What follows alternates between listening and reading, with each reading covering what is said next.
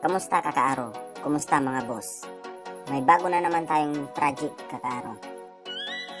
Ang sukat ng bahay na ito ay 7 by 8 meters. Ang napili nilang design ay solar type or Korean type. Shoutout sa may-ari ng bahay na ito na si Ginoong Richard Balo. At shoutout din kay Foreman Nilo Fernandez na siyang nagbigay ng project. Ito ang mga gagamiting materials. Channel bar po ang pinakabin niya, 2x4 by 1/4 at zipper list na 2x3 at fascia board na 2x10. Uumpisahan na natin mga kakaaro. Ipinay-prepare ko na po ang channel bar kakaaro. Inilapag na lang namin dyan sa gilid para talian at naisampa na sa taas. At talian na lang namin. Punasan muna natin bago natin pinturahan para maalis ang nakakapit na langis sa bakal. At saka po natin pinturahan ng primer. Nagputol na rin ako ng bracket para sa fascia board. At nagputol na rin ako ng connecting rod para sa zipper links na ating gagamitin na sapatos.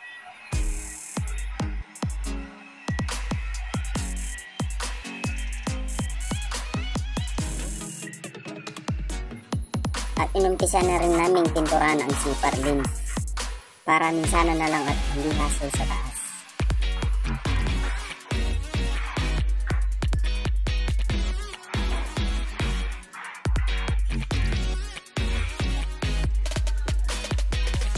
Inumpisa na naming magkabit ng channel bar.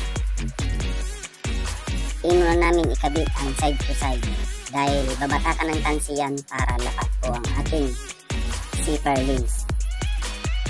Okay. At kung napapansin nyo kakaaro, binatakan namin ng tansi para lapat or levelado ang ating channel bar.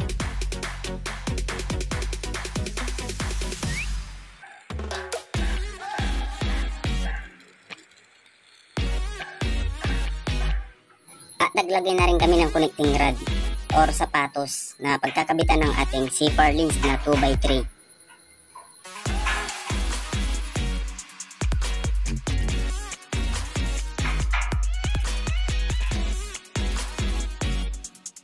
Kung nagkakabit tayo ng connecting rod or sapatos, dapat po nating i-full weld para matibay ang ating pagkakabitang bracket.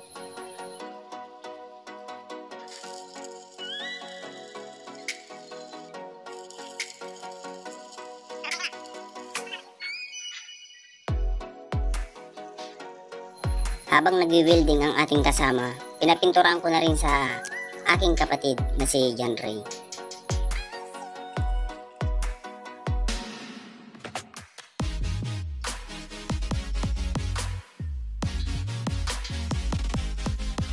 At inumpisaan ko na rin magdugtong ng zipper links para malatagan na natin kakaaro.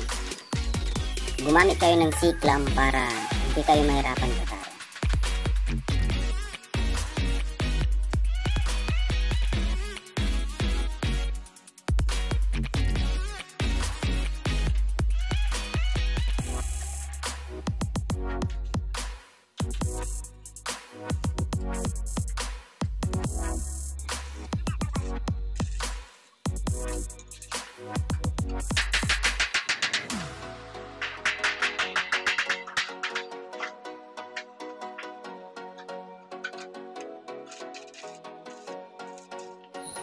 At ito po ang finished product kakaaro. Nakapaglatag na kami ng zipper links. At pinupull weld na rin po namin mga kakaaro.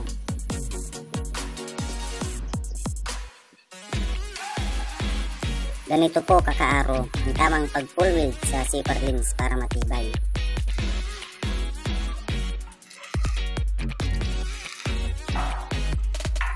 Kung napapansin nyo kakaaro, may welding din sa gitna. Huwag kayong matakot na butasan yan na itusok ang welding rod kasi kumakapit po yan nakarimatse. At naglagay na rin kami ng fascia board.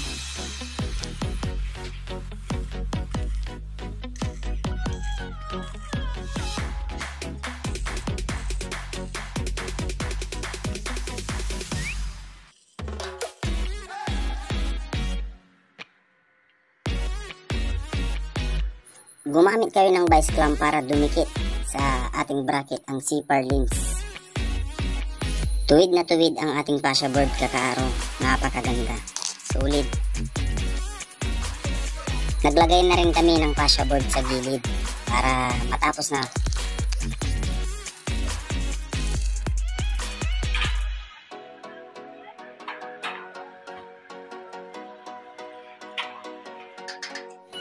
Nagkabit na rin ako ng bracket para sa ating fascia board.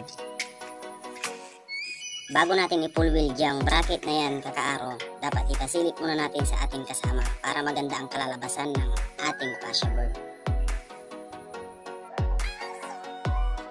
Natapos na natin ang one side na trusses ni boss. Abangan nyo po ang video na ito dahil may part 2 po ito kakaaro. Kung bago ka lang sa aking YouTube channel or Facebook page, huwag mo nang kalimutang mag-subscribe at mag-follow para lagi kang updated sa aking videos. I-like and share at i-share mo na rin at mag-comment ka para masagot ko ang iyong katanungan. Salamat po kakaaro.